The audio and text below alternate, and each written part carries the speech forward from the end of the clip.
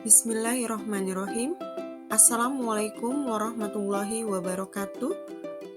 Perkenalkan, nama saya Sulastri, mahasiswa pra-PPG Jabatan tahun 2022, Prodi PKN, Universitas Pendidikan Indonesia.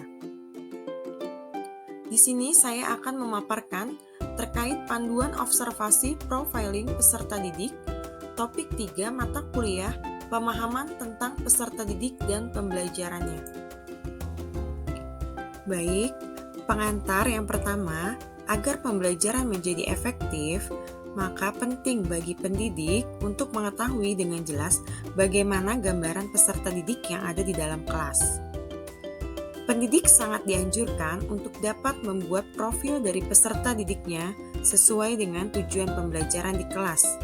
Seberapa jauh Anda mengenal mereka? Apakah ada perbedaan pada setiap peserta didik? Di manakah perbedaannya? Hal ini akan membantu Anda sebagai pendidik untuk dapat mengelola kelas serta memberikan pengajaran dengan lebih baik apabila Anda berhasil memetakan kondisi para peserta didik dalam kelas yang Anda ampu. Oleh karena itu, sebagai pendidik kita perlu memahami karakteristik dari peserta didik yang ada di dalam kelas.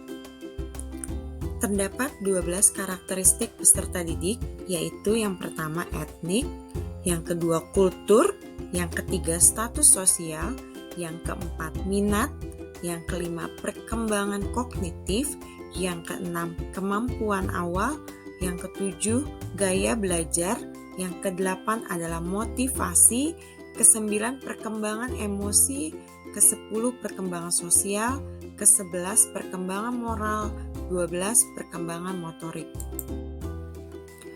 Yang pertama adalah aspek etnik. Panduan pertanyaan observasi. Yang pertama adalah apakah peserta didik berasal dari etnik yang berbeda? Yang kedua, etnik apa saja yang terdapat di dalam kelas? Yang ketiga, apakah peserta didik saling menghormati dan bersikap toleran terhadap berbagai perbedaan? Yang kedua adalah aspek kultur.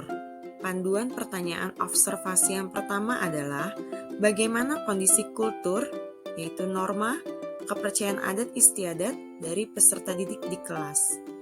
Yang kedua, apakah keadaan kultur mempengaruhi peserta didik dalam pembelajaran? Yang ketiga, apakah peserta didik dapat menjalin persaudaraan dalam suatu kelompok? Yang ketiga yaitu status sosial. Panduan pertanyaan observasi yang pertama adalah bagaimana status sosial dari peserta didik di dalam kelas. Yang kedua, secara umum, apakah status sosial peserta didik mempengaruhi kegiatan belajar di dalam kelas? Yang ketiga, apakah peserta didik saling berinteraksi dalam proses pembelajaran dengan tidak membedakan status ekonomi? Yang keempat, yaitu aspek minat. Panduan pertanyaan observasi yang pertama, bagaimana kesiapan peserta didik dalam menerima pembelajaran? Yang kedua, bagaimana keterlibatan peserta didik dalam belajar? Yang ketiga, apakah peserta didik tertarik untuk mempelajari materi yang berkaitan dengan PPKN dari berbagai sumber? Aspek yang kelima, yaitu adalah perkembangan kognitif. Panduan pertanyaan observasi yang pertama, apakah peserta didik mampu dalam mengingat materi pembelajaran dan berpikir logis? Yang kedua, adakah kendala peserta didik dalam mengikuti proses pembelajaran? Yang ketiga, apakah media pembelajaran berpengaruh terhadap peserta didik?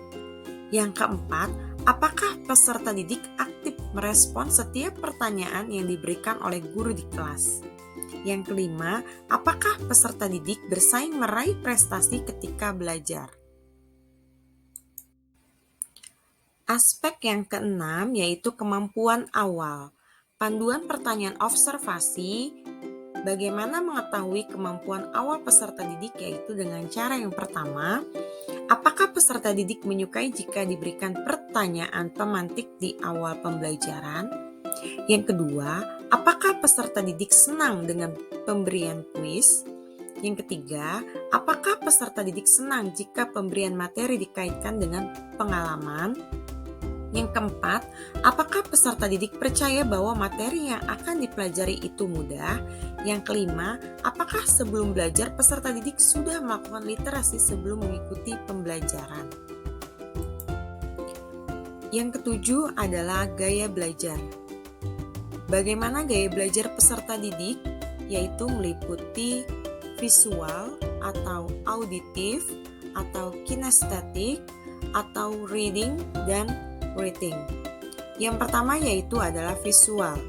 Indikator pertanyaannya yang pertama adalah apakah peserta didik lebih suka membaca buku dan melihat gambar?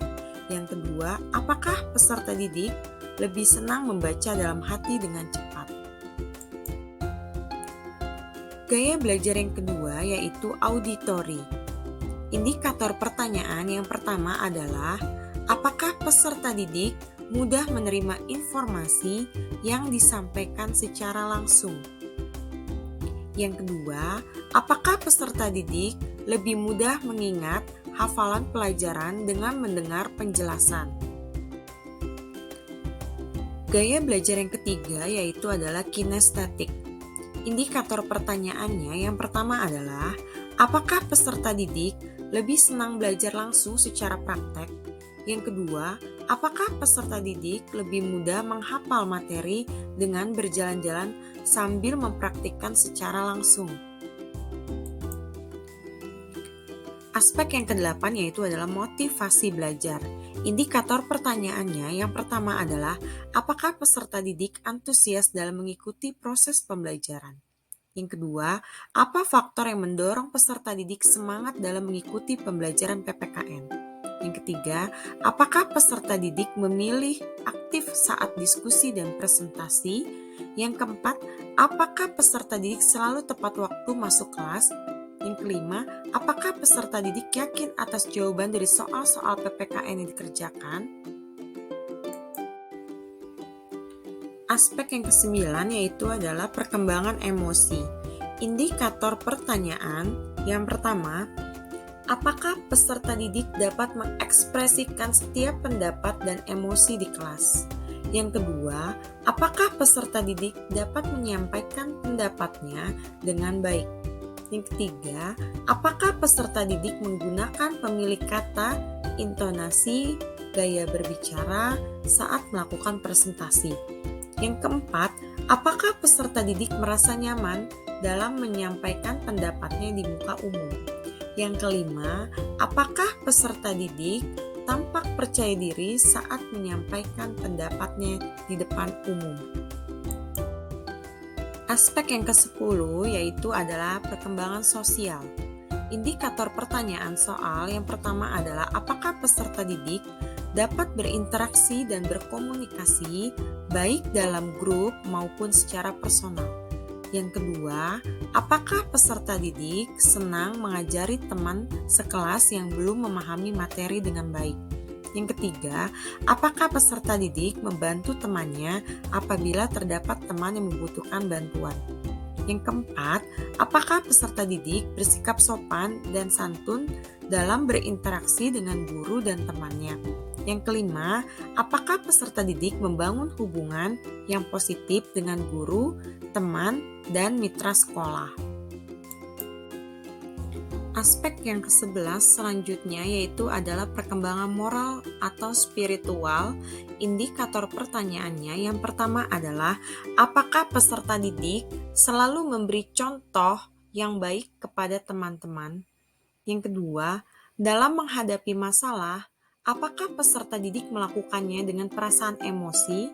Yang ketiga, apakah peserta didik sering membantah atau melawan ketika orang tua memberikan nasihat? Yang keempat, apakah peserta didik pernah melanggar aturan yang sudah ditetapkan di rumah ataupun di sekolah?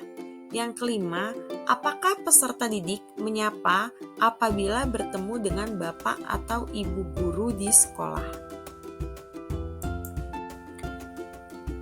Aspek selanjutnya yaitu adalah perkembangan motorik. Indikator pertanyaan yang pertama adalah apakah peserta didik mengalami peningkatan tinggi badan? Yang kedua, apakah peserta didik mengalami peningkatan berat badan? Yang ketiga, apakah peserta didik sudah mengalami pubertas? Yang keempat, apakah peserta didik gemar berolahraga? Aspek yang terakhir yaitu adalah aspek perkembangan fisiologis. Indikator pertanyaan yang pertama adalah bagaimana berkaitan antara pertumbuhan dan perkembangan dalam membentuk karakteristik peserta didik. Yang kedua, apakah perkembangan fisik berpengaruh terhadap kepercayaan diri peserta didik? Sekian dan terima kasih pemaparan terkait panduan observasi profiling peserta didik dari saya. Wassalamualaikum warahmatullahi wabarakatuh.